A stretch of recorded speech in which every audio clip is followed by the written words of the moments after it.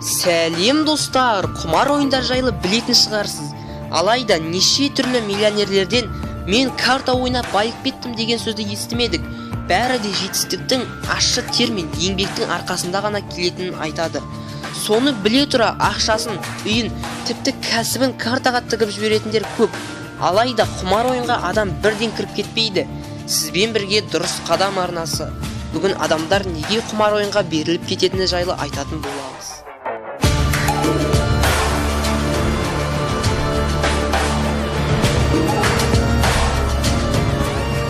Ең әуелі 3-4 адамнан тұратын алаяқтар тобы құрылады. Олар өте қу, ақылды, әрі айлакер. Олар намазхан адамдарға жоламайды, себебі олардың көнбейтінін олар жақсы біледі. Ал шешілмеген мәселелері бар адамдар қақпанға жиі түседі. Сондықтан алаяқтар бригадасы баласын оқуға түсіре алмай жүргендерді, әйеліне шуба алып бере алмай жүргендерді, несиесін жаба алмай жүргендерді, және былай тартсаң былай жетпейді, былай тартсаң былай жетпейді дейтін адамдарды аңдып жүреді.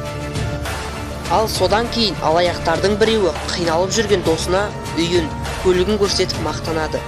Қиналған досы болса, досым, сен осы қандай жұмыс жасап жатырсың, мені де қасыңа тартсаңшы деп өтінеді.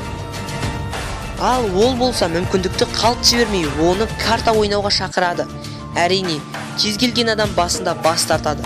Алайда карта жайлы ұмыту мүмкін болмайды. Себебі бұл алаяқтардың тағы бір қулығы болатын. Басқа мал қалмаған соң әлгі адам айлакерлермен бірге карта ойнайды. Алаяқтар бригадасы алғашында оған ұтқызады. 2 ай қатарынан ұтқызған соң әлгі адам мен мықты ойнай аламын деп ойлап ақшаны көбірек тіге бастайды.